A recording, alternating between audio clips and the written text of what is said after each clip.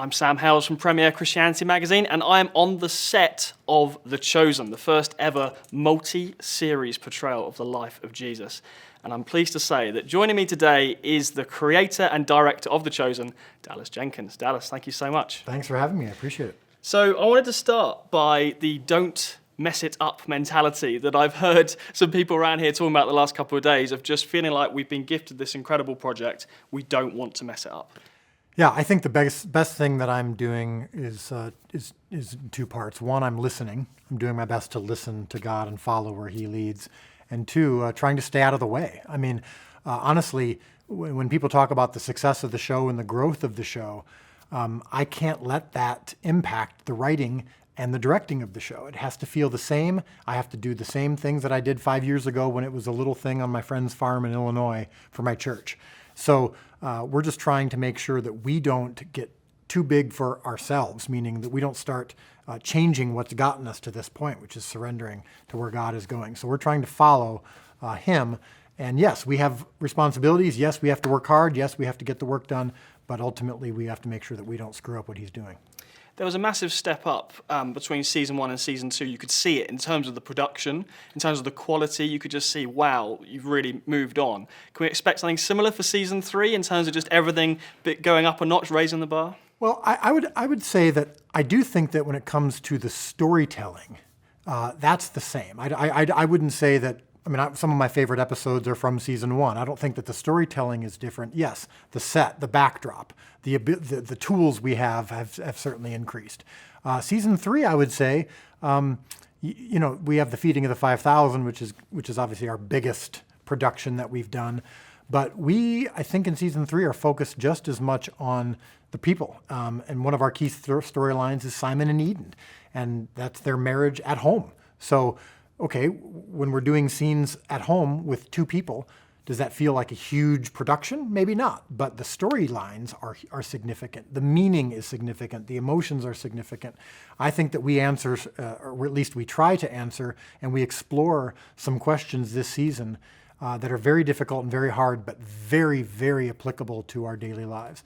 So whether the backdrop is big or the backdrop is small, I think the storytelling remains significant, and that's the key to the show. And on top of you just trying to stay focused on making it and doing the very best you can, you have also set this goal of you want to reach 1 billion people with The Chosen. Is that really possible? I mean, has a TV show ever done that before? I think there's been a couple, maybe Game of Thrones. I mean, depending on the reach around the world. We talk about wanting to reach 1 billion people, but that's really not something that I think about when I'm actually making the show. We just believe we want to get the audience excited about spreading the word. We want people to know that this is not something we want to keep to America. This is not something we want to keep just within the Christian community. This is a show we believe deserves to be seen because of what it's trying to say. So, if we reach 1 billion people, great. If we don't, if God stops us right now, that's totally fine. The blank page, when I'm writing with my co-writers an episode, doesn't care about how many people are going to watch it. I still have to honor Jesus and the Gospels, and that's my number one priority. And that's what the feedback has been, of course, from Christians, is saying it does honor the Gospels. You're not contradicting Scripture, and yet there's this wonderful creativity that I think the Christian community have really appreciated, that you haven't just done everything exactly in a tight chronology, and you haven't just relied on the Gospel for every word that comes out of Jesus' mouth. You're being creative. But of course, in doing that, that's going to attract some criticism. Some people say, I never thought of it that way before.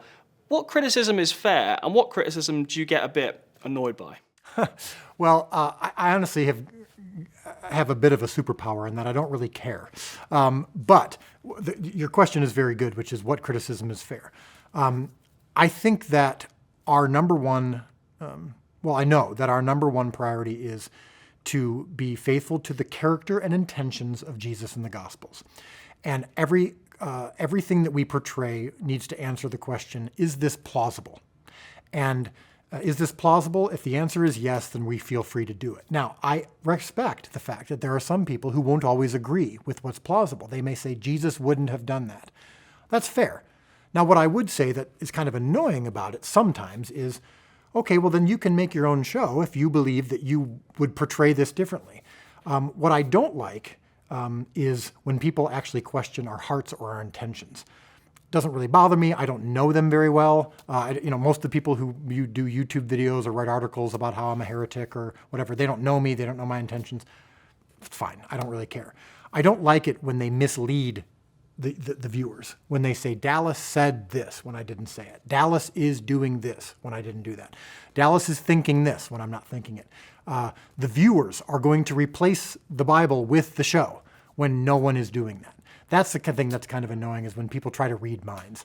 But for the most part, we're talking about Jesus. We're talking about the most important figure in history. I think it's fair to make sure that we get it right. Yeah.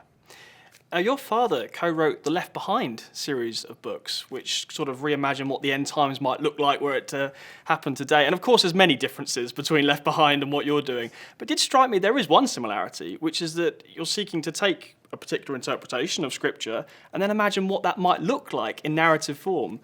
So, to your mind, in terms of The Chosen, is there any part of that you think might have been influenced by your family background of being around your dad? Absolutely.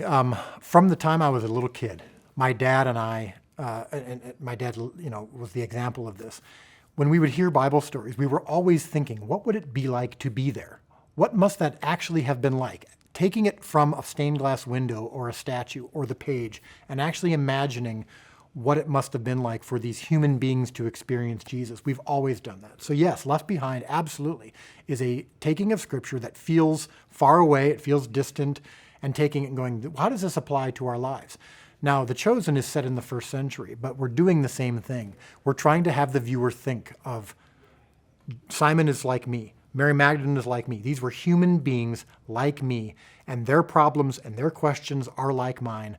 Maybe the solution and the answers can be like mine as well. And I think that's what my dad and I have been trying to do. And it's been insane and ridiculous to see 25 years apart, kind of the same things happen when it comes to the viewer response. Yeah. Dallas Jenkins, thank you so much for chatting. It's been a pleasure. Oh, I appreciate it, Sam. Nice to meet you.